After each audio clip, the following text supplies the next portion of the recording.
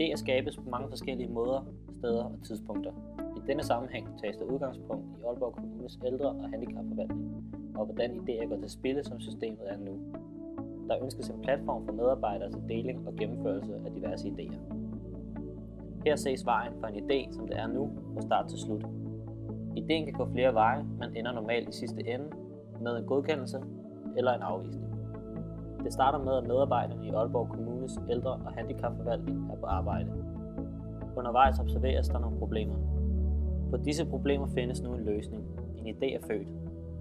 Herfra er der 2 ting, der kan ske. Den første er, at medarbejderne ikke gør noget. Det medfører ingenting. Tingene går i ring, og problemerne bliver ikke løst. Medarbejderen tager på arbejde hver dag, uden at løse de problemer, han eller hun skulle støde på. En anden mulighed, når en idé bliver født, er, at medarbejderen gør noget. Det første, der gøres, er, at idéen bliver præsenteret til personalemøde på afdelingen. Her bliver der snakket med de andre medarbejdere, og der gives ris og ros. Idéen tages nu med videre til en leder. Herfra er der flere ting, der kan ske. Er idéen gratis, bliver den sat i gang med det samme. Dette giver en positiv oplevelse for, at der skal gøres noget ved idéer. En anden ting, der kan ske, når man taler med lederen, er, at idéen ikke godkendes. Dette kan ske, fordi lederen ikke sætter sig ordentligt ind i idéen, eller at det rent økonomisk er en dårlig idé. Herfra kan medarbejderen så enten lægge idéen på hylden, eller forfølge idéen og prøve at finde nye argumenter for, hvorfor idéen skal gennemføres. Gå tilbage til lederen med de nye argumenter. Dette kan medføre, at lederen godkender idéen. Lederen tager idéen med til han eller hendes leder. Sådan fortsætter det op gennem hierarkiet. Dette kan tage lang tid, og idéen kan ændre sig til ting, som lederne finder smarte, men som måske ikke er så gode i praksis. Det er så især her, en idéplatform kan være god. For helt tilbage, hvor idéen blev diskuteret i personalemøde, kan idéen tages med videre til idéplatformen. Dette er et sted, hvor idéer kan genarbejdes.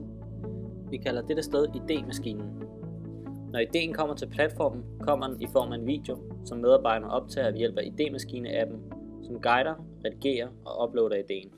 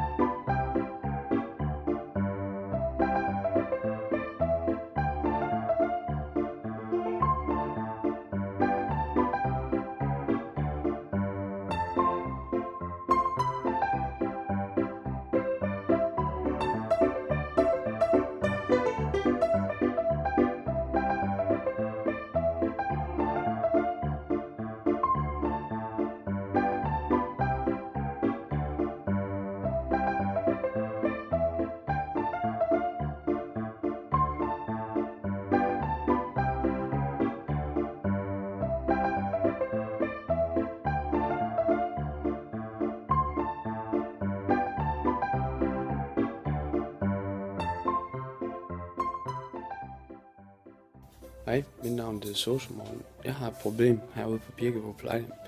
Når der vi har en alarm, så er det simpelthen for langsomt at komme fra A til B. Det har jeg været ude og prøve at se, om jeg kan finde en løsning på. Og det jeg har fundet ud af, det er, at man kunne have en form for løbehjul, som man kunne bruge til at komme hurtigere fra A til B.